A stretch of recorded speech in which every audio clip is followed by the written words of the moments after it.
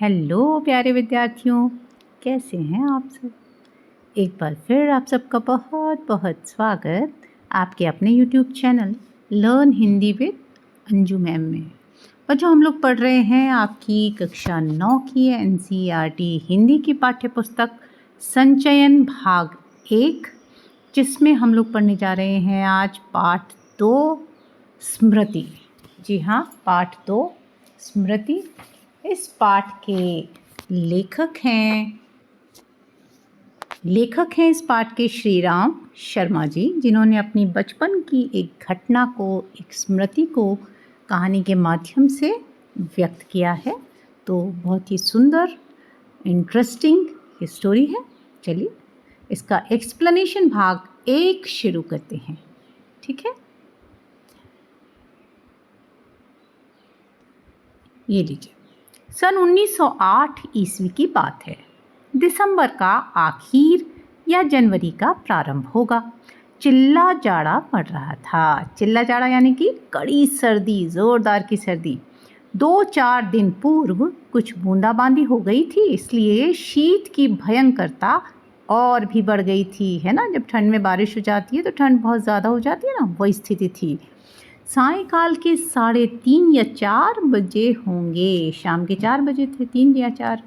कई साथियों के साथ मैं झरबेरी के बेर तोड़ तोड़ कर खा रहा था कि गांव के पास से एक आदमी ने ज़ोर से पुकारा कि तुम्हारे भाई बुला रहे हैं, शीघ्र ही घर लौट जाओ, है ना। इस तरह से एक आदमी ने आवाज़ दी लेखक को, जबकि वो मज़े से बेर तोड़ तोड़ के खा रहे थे। मैं घर को चलने लगा, साथ में छोटा भाई भी था। भाई साहब की मार का डर था, इसलिए सहमा हुआ चला जाता था। अब घर से जब आवाज़ आई है भाई साहब ने बुलाया, तो डर लगा कि कहीं किसी ने शिकायत कर दी होगी, भाई बेर तोड़ के खा रहे हैं, इसी बात की मार पड़ जाए, किसी भी बात की मार पड़ जाएगी। पहले बच्चे बहुत डरते थे ना, समझ में नहीं आता था कि कौन सा कसूर बन पड़ा। डरते डरते घर में घुसा। आशंका थी कि बेर खाने के अपराध में ही तो पेशी न हो। आशंका यानी कि डर था, है ना। पर आंगन में भाई साहब को पत्र लिखते पाया। अब पिटने का भय दूर हुआ। हमें देखकर भाई साहब ने कहा, इन पत्रों को ले जाकर मक्खनपुर डाक खाने में डालाओ। तेजी से जाना, जिससे शाम की डाक में चिट्ठियाँ निकल जाएं। ये बड़ी ज़रूरी हैं, है ना। जाड़े के दिन थे, इस पर हवा के प्रकोप से कपकपी लग रही थी, है ना। जाड़े का दिन, ठंडी ठंडी हवा चल रही थी, बहुत ठंड लग रही थी। हवा मज्जा तक ठिठुरा रही थी। हवा जो थी, इतनी तेज़ हवा चल रही थी ठंडी ठंडी कि मज्जा मतलब हड्डियों के भीतर तक जा रही थी। हड्डियों के भीतर सॉफ्ट पार्ट होता है ना, मुलायम पदार्थ, वहाँ तक, यानी हड्डियों के अंदर तक ठंड घुसी जा रही थी। जब ज़्यादा ठंड होती है ना, हम कहते हैं ना ठंड हड्डियों में घुसी जा रही है, वही स्थिति कि बहुत ज़्यादा, कहने का मतलब ठंड बहुत ज़्यादा थी और हवा भी बहुत ठंडी चल रही थी। इसलिए हमने कानों को धोती से बांध लिया। तो उन्होंने क्या करा, अपने कानों में धोती बांध ली। जैसे आजकल आप लोग मफलर और टोपा और ये सब पहन लेते हैं ना, पहले के बच्चे ऐसी धोती बांध लेते थे। माँ ने भुंजाने के लिए थोड़े चने एक धोती में बांध दिए, ठीक है। माँ ने कहा जा रहे हो तो वहाँ से चने भी बुनवा के ले आना। तो भुंजाने मतलब बुनवाने के लिए चने दे दिए। हम दोनों भाई अपना अपना डंडा लेकर घर से निकल पड़े। उस समय उस बबूल के डंडे से जितना मोह था, उतना इस उम्र में राइफल से भी नहीं। लेखक कह रहे हैं कि जब हम छोटे थे ना, तो बबूल के डंडे हमें बहुत प्यारे थे, हर जगह उसे लेके जाते थे। और आज के समय में जब मैं बड़ा हो गया हूँ, तो अब मुझे राइफल से भी उतना प्यार और मोह नहीं होता। मेरा डंडा अनेक सांपों के लिए नारायण वाहन हो चुका था। यानी वो कह रहे हैं नारायण वाहन मतलब नारायण यानी ईश्वर, तो ईश्वर के पास जा चुका था। यानी कि उन्होंने अपने डंडे से अनेक सांपों को मार दिया था। मक्खनपुर के स्कूल और गांव के बीच पड़ने वाले आम के पेड़ों से प्रतिवर्ष उससे आम झुरे जाते थे, है ना। वो डंडे के काम बता रहे हैं कि क्या क्या करते थे। हम उन बबूल के डंडों से सांपों को मार देते थे। फिर मक्खनपुर के स्कूल और गांव, उसके बीच का जो रास्ता था, वहाँ पर आम के बहुत सारे पेड़ थे, तो उस पेड़ से हम हर साल आम तोड़ते थे, है ना। तो उससे आम भी तोड़ते थे। इस कारण वह मूक डंडा सजीव सा प्रतीत होता था। प्रसन्न वदन हम दोनों मक्खनपुर की ओर तेजी से बढ़ने लगे। यानी वो खुशी खुशी प्रसन्न मन से दोनों लोग जाने लगे मक्खनपुर की तरफ। चिट्ठियों को मैंने टोपी में रख लिया क्योंकि कुर्ते में जेबें ना थी। कुर्ते में जेब नहीं थी तो अपनी टोपी जो थी ना सिर में उसके नीचे दबा लिया। हम दोनों उछलते कूदते एक ही सांस में गांव से 4 फर्लांग दूर उस कुएं के पास आ गए जिसमें एक अति भयंकर काला सांप पड़ा हुआ था। तो कह रहे हैं कि हम दोनों भाई उछलते कूदते गांव से 4 फर्लांग तो एक ही सांस में भागते भागते आ गए। बच्चे भागते हैं ऐसे ही, उनको थकान भी नहीं होती है। तो करते करते वो उस कुएं के पास आ गए है ना, जिस कुएं में एक बहुत ही भयंकर सांप था है ना। कुआं कच्चा था और 24 हाथ गहरा था। वो कच्चा कुआं था और इतना गहरा भी था, लगभग 24 हाथ बराबर। उसमें पानी न था। उसमें न जाने सांप कैसे गिर गया था है ना, पता नहीं सांप था लेकिन गिर गया था किसी तरह से। कारण कुछ भी हो, हमारा उसके कुएं में होने का ज्ञान केवल 2 महीने का था। वो कह रहे हैं कि केवल 2 महीने पहले ही हमें इस बात का पता चला कि उस कुएं में एक सांप है। बच्चे नटखट होते ही हैं। मक्खनपुर पढ़ने जाने वाली हमारी टोली पूरी बानर टोली थी। वो कह रहे हैं कि हम लोग जो बच्चे टोली में जाते थे, यानी कि ग्रुप में समूह में जाते थे बच्चे, तो पूरे के पूरे सब बच्चे जो थे इतने शैतान थे, इसीलिए उन्होंने उसका नाम बानर टोली कहा है ना। तो एक दिन हम लोग स्कूल से लौट रहे थे कि हमको कुएं में उझकने की सूझी है ना। हम लोग लौटते लौटते कुआं दिखा था, हमने कहा इसमें झांकते हैं है ना, उचक के इसमें झांकते हैं। तो उन्होंने उसमें झांकने लगे। सबसे पहले उझकने वाला मैं ही था। कुएं में झांक कर एक ढेला फेंका कि उसकी आवाज़ कैसी होती है। फिर बच्चे ऐसी शैतानी कर देना तो एक पत्थर उठा के मार दिया कुएं के अंदर कि चलो देखें कैसी आवाज़ आ रही है। कुएं में झांक कर एक ढेला फेंका कि उसकी आवाज़ कैसी होती है। उसके सुनने के बाद अपनी बोली की प्रतिध्वनि सुनने की इच्छा थी। पहले उन्होंने सोचा कि ये ढेला मारेंगे पत्थर का, फिर इसकी आवाज़ आएगी, फिर हम उसमें मुंह रख के चिल्लाएंगे तो हमारी आवाज़ भी गूंजेगी है ना। प्रतिध्वनि मतलब गूंज आवाज़ की आएगी। पर कुएं में ज्यों ही ढेला गिरा त्यों ही एक फुसकार सुनाई पड़ी। पर जैसे ही ढेला गिरा ना, अंदर से ऐसी फुसकार सी सुनाई दी। कुएं के किनारे खड़े हुए हम सब बालक पहले तो उस फुसकार से ऐसे चकित हो गए जैसे किलोलें करता हुआ मृग समूह अति समीप के कुत्ते की भौंक से चकित हो जाता है। उन्होंने कहा जैसे समझो कि कोई हिरणों का समूह है, मज़े से वो मस्ती कर रहे हैं, किलोलें कर रहे हैं ना, खेल रहे हैं, क्रीड़ा कर रहे हैं, और अचानक ही एकदम से पास से बिल्कुल कुत्तों के भौंकने की आवाज़ आ जाए तो डर जाते हैं ना। उसी तरह से हम सब एकदम डर गए, चकित हो गए उस फुसकार से। उसके उपरांत सभी ने उछल उछल कर एक एक ढेला फेंका। पहले तो चकित हो गए कि क्या हो गई, आवाज़ कैसी आई। उसके बाद उनको मज़ा आने लगा और फिर सब ने एक ढेला उसके अंदर फेंका। फिर फुसकार की आवाज़ आई और फिर फेंका। तो कुएं से आने वाली क्रोधपूर्ण फुसकार पर कह कहे लगाए। अब पत्थर पड़ रहे थे नीचे सांप पर, तो उसको गुस्सा आ रहा था। गुस्से में वो और फुसकार रहा था और फुफकार रहा था। तो उनको बड़ा मज़ा आया। गांव से मक्खनपुर जाते और मक्खनपुर से लौटते समय प्रायः प्रतिदिन ही कुएं में ढेले डाले जाते थे। मैं तो आगे भागकर आ जाता था और टोपी को एक हाथ से पकड़कर दूसरे हाथ से ढेला फेंकता था। ये रोजाना की आदत सी हो गई थी। सांप से फुसकार करवा लेना मैं उस समय बड़ा काम समझता था। इसलिए जैसे ही हम दोनों उस कुएं की ओर निकले, कुएं में ढेला फेंक कर फुसकार सुनने की प्रवृत्ति जागृत हो गई है ना। तब वो कह रहे हैं कि हमारी चूँकि रोज़ की आदत बन गई थी कि ढेला मारना था और फुसकार की आवाज़ सुनना था, तो जैसे ही आज भी हम दोनों भाई उस कुएं की तरफ से आए तो हमारा मन वापस हुआ कि लाओ कुएं में ढेला मारे और फुसकार सुने है ना। तो ये उनकी इच्छा वापस जागृत हो गई। मैं कुएं की ओर बढ़ा। छोटा भाई मेरे पीछे ऐसे हो लिया जैसे बड़े मृगशावक के पीछे छोटा मृगशावक हो जाता है ना। मैं चला तो मेरा भाई बेचारा छोटा, वो तो भाई के पीछे पीछे ही जाएगा। जैसे बड़ा हिरन का बच्चा उसके पीछे छोटा बच्चा जाता है, वैसे चल दिया। कुएं के किनारे से एक ढेला उठाया और उछलकर एक हाथ से टोपी उतारते हुए सांप पर ढेला गिरा दिया। पर मुझ पर तो बिजली सी गिर पड़ी। वो कह रहे हैं कि मैंने कुएं के किनारे से एक ढेला उठाया और उछलकर एक हाथ से मैंने टोपी उतारते हुए और सांप पर ढेला मारा, पर उसी समय मुझ पर मानो बिजली सी गिर पड़ी। मतलब एकदम से शॉकिंग हो गया उनके लिए। क्या हुआ? सांप ने फुसकार मारी या नहीं, ढेला उसे लगा या नहीं, यह बात अब तक स्मरण नहीं है ना। वो सब भूल गए, उन्हें ये भी नहीं ध्यान दिया कि सांप की फुसकार आई कि नहीं, ढेला उसको लगा कि नहीं, ये सब कुछ भी याद नहीं रहा। क्यों? क्योंकि टोपी के हाथ में लेते ही तीनों चिट्ठियाँ चक्कर काटती हुई कुएं में गिर रही थीं। जब उन्होंने अपनी टोपी उतारी तो टोपी के नीचे तो चिट्ठियाँ रखी हुई थी, तो वो वहाँ से निकल के उड़ती हुई सी कुएं के अंदर घूमती हुई गिर रही थीं। अकस्मात जैसे घास चरते हुए हिरन की आत्मा गोली से हत होने पर निकल जाती है और वह तड़पता रह जाता है, उसी भांति वे चिट्ठियाँ क्या टोपी से निकल गईं, मेरी तो जान निकल गई। उन्होंने कहा कि मुझे ऐसा लगा जैसे कोई घास चरता हुआ हिरन हो ना, और उसको अचानक कोई शिकारी की गोली लग जाए और वो बस तड़पता ही रह जाता है, उसी तरह मेरे साथ हो गया।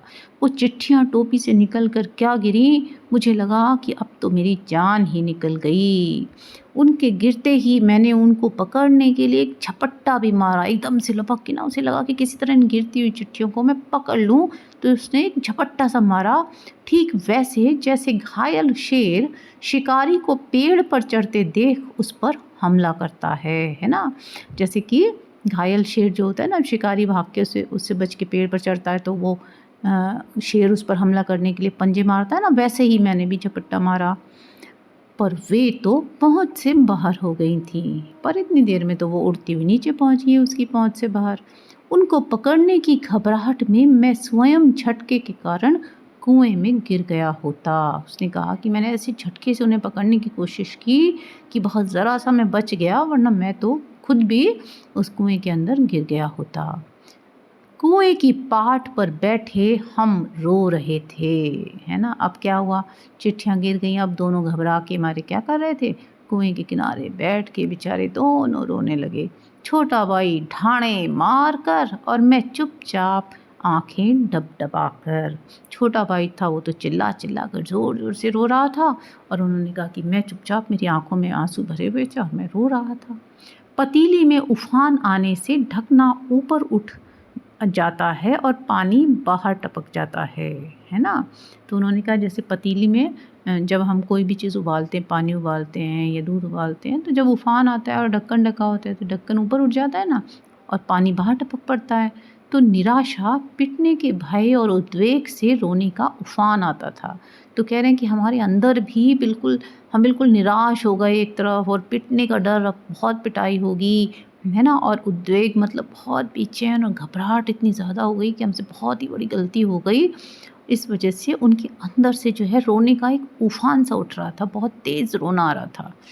पलकों के ढकने भीतरी भावों को रोकने का प्रयत्न करते थे, पर कपोलों पर आंसू ढुलक ही जाते थे। वो कह रहे हैं कि हमारे पलकों के ढकने जो थे ना, हमारी पलकें जो थी, पलकों की आँखें जो थीं, वो हमारे भावों को रोकने का प्रयास कर रही थी, पर हमारे आंसू जो थे बार बार हमारे कपोलों यानी गालों पर लुढ़कते जा रहे थे, मतलब हम रोते जा रहे थे। माँ की गोद की याद आती थी। अब इस समय जब परेशानी में होते ना बच्चे, तो उन्हें कौन याद आता है सबसे पहले? माँ याद आती है ना, माँ प्यार करती है, तो उन्हें माँ की गोद याद आ रही थी। जी चाहता था कि माँ आकर छाती से लगा ले और लाड़ प्यार करके कह दे कि कोई बात नहीं, चिट्ठियाँ फिर लिख ली जाएंगी। तो उन्हें लगता था कि इस समय माँ आ जाए काश और हमें छाती से लगा ले और हमें प्यार से कह दे कि कोई बात नहीं, चिट्ठियाँ फिर से लिख ली जाएंगी, इतने दुखी मत हो। तबीयत करती थी कि कुएं में बहुत सी मिट्टी डाल दी जाए और घर जाकर कह दिया जाए कि चिट्ठी डाल आए, है ना। उन्होंने कहा कि ऐसा मन में आ रहा था कि कुएं में तो मिट्टी डाल दें जिससे चिट्ठियाँ दिखें भी नहीं, और जो है वहाँ घर जाकर कह देंगे कि चिट्ठी डाल आए, है ना। डाल दी हमने तो। पर उस समय में झूठ बोलना जानता ही ना था। पर लेखक कहते हैं कि उस समय मुझे झूठ बोलना नहीं आता था, तो इसलिए ये भी नहीं कर पा रहा था। घर लौटकर सच बोलने पर रुई की तरह धुनाई होती। उन्होंने कहा घर लौटकर सच बोलते तो ऐसी पिटाई होती जैसे रुई को धुना जाता था, खूब पिटाई होती। मतलब मार के ख्याल से शरीर ही नहीं मन भी कांप जाता था। सच बोलकर पिटने के भावी भय और झूठ बोलकर चिट्ठियों के ना पहुंचने की जिम्मेदारी के बोझ से दबा मैं बैठा सिसक रहा था। कह रहे थे कि मार के ख्याल से हमारा शरीर ही नहीं मन भी कांप जाता था कि खूब पिटाई होगी। सच बोलकर पिटने का भय था, अगर सच बोलेंगे तो खूब पिटाई होगी, और अगर झूठ बोल दिया तो फिर क्या होगा, हम कह तो देंगे कि चिट्ठियाँ हमने डाल दी, पर चिट्ठियाँ पहुँचेंगी थोड़ी, क्योंकि हमने तो डाली नहीं है। तो चिट्ठियाँ जब नहीं पहुँचेंगी तो उसकी जिम्मेदारी तो हमारे ऊपर आ गई, तो दिमाग में हमारे बोझ रह जाएगा। तो वो बोझ भी तंग कर रहा था, है ना। इस सब सोच सोच के वो रो रहे थे। इसी सोच विचार में 15 मिनट होने को आए। देर हो रही थी और उधर दिन का बुढ़ापा बढ़ता जाता था, है ना। इसी सोच विचार में 15 मिनट रोने में बीत गए। अब देर हो रही थी, शाम का समय था, उधर दिन का बुढ़ापा मतलब शाम आने लगी, ढलने लगी, है ना। दिन जैसे जैसे ढल रहा था। कहीं भाग जाने को तबीयत करती थी, पर पिटने का भय और जिम्मेदारी की दुधारी तलवार कलेजे पर फिर रही थी। तो उन्होंने कहा कि ऐसा मन करता था कि कहीं भाग जाए, है ना। लेकिन एक तरफ पिटने का डर और दूसरी तरफ जिम्मेदारी लग रही थी कि हमें चिट्ठी डालने की जिम्मेदारी दी गई है, वो हमने पूरी नहीं करी है। तो इस तरीके से हम दो तरह से, दो धारों वाली दुधारी, मतलब दो तरह की हमारे दिमाग पर जो है तनाव और टेंशन हो रही थी। तो हम इस तरह से दो प्रकार से परेशान थे कि दृढ़ संकल्प से दुविधा की बेड़ियां कट जाती हैं ना। मेरी दुविधा भी दूर हो गई। फिर उन्होंने कुछ संकल्प किया, और संकल्प करते ही उनका जो दुविधा थी, जो कन्फ्यूज़न था, वो दूर हो गया। कुएं में घुसकर चिट्ठियों को निकालने का निश्चय किया। कितना भयंकर निर्णय था, पर जो मरने को तैयार हो उसे क्या। मूर्खता अथवा बुद्धिमत्ता से किसी काम को करने के लिए कोई मौत का मार्ग ही स्वीकार कर ले, और वह भी जानबूझकर, तो फिर वह अकेला संसार से भिड़ने को तैयार हो जाता है ना। उन्होंने कहा कि निर्णय जो मैंने किया कुएं में घुसने का, वो बहुत भयंकर निर्णय था, परंतु हम तो इतने घबराए हुए थे, हम तो मरने को तैयार थे, फिर हमें किस बात का डर था, है ना। तो हम चाहे अपनी मूर्खता की कहा जाए इसे, या हमारी बुद्धिमत्ता कहा जाए, लेकिन अगर कोई जानबूझकर मौत का मार्ग स्वीकार कर ले, तो फिर तो उसमें इतनी हिम्मत आ जाती है कि वो अकेला ही पूरी दुनिया से भिड़ने के लिए तैयार हो जाता है। और फल यानी कि परिणाम, उसे फल की क्या चिंता, फिर उसे परिणाम की क्या चिंता, जब उसने यही सोच लिया कि वो मौत के मार्ग पर जा रहा है, जब उसे जीवन की चिंता नहीं है ना। फल तो किसी दूसरी शक्ति पर निर्भर है। फल तो इंसान के हाथ में वैसे भी नहीं होता है ना। कर्म करना हमारे हाथ में होता है, फल हमारे हाथ में होता नहीं है, ईश्वर के हाथ में होता है। उस समय चिट्ठियाँ निकालने के लिए मैं विषधर से भिड़ने को तैयार हो गया। पासा फेंक दिया था, मौत का आलिंगन हो अथवा सांप से बचकर दूसरा जन्म, इसकी कोई चिंता न थी। अब उन्होंने निश्चय कर लिया। फिर उन्होंने सोचा कि अब तो मैं चाहे तो मुझे मौत मिले, सांप काट लेगा तो मौत ही हो जाएगी ना, या फिर सांप से बचकर मेरा दूसरा जन्म हो जाएगा। अब मुझे इसकी कोई चिंता नहीं थी, लेकिन पर विश्वास यह था कि डंडे से सांप को पहले मार दूंगा, तब फिर चिट्ठियाँ उठा लूँगा। बस इसी दृढ़ विश्वास के बूते पर मैंने कुएं में घुसने की ठानी। पर उन्हें अपने ऊपर विश्वास था, उन्होंने अपने डंडे से पहले भी कई सांपों को मारा था, तो उन्हें विश्वास था कि वो अपने डंडे से सांप को मार देंगे। तो उन्होंने सोचा कि मैं पहले सांप को मार दूंगा और फिर चिट्ठियाँ उठा लूँगा, है ना। तो इस तरह से इसी दृढ़ विश्वास के बूते पर मैंने कुएं में घुसने की ठानी। चलो ठीक है बच्चों, आज यहाँ तक ही करेंगे, है ना। फिर आगे हम लोग नेक्स्ट वीडियो में इस लेसन को समझेंगे, ठीक है। जिन बच्चों ने चैनल को सब्सक्राइब नहीं करा है, सब्सक्राइब कर दीजिए और बेल आइकन को प्रेस कर दीजिए, ताकि आपके पास वीडियोस आ जाए नोटिफिकेशन के साथ, और हम लोग ईजीली पढ़ते रहें हिंदी, ठीक है। कमेंट करके मुझे बताइए आपको कैसा लग रहा है। चलिए अगले वीडियो में आपसे फिर मिलेंगे, तब तक के लिए बच्चों जय भारत जय हिंद।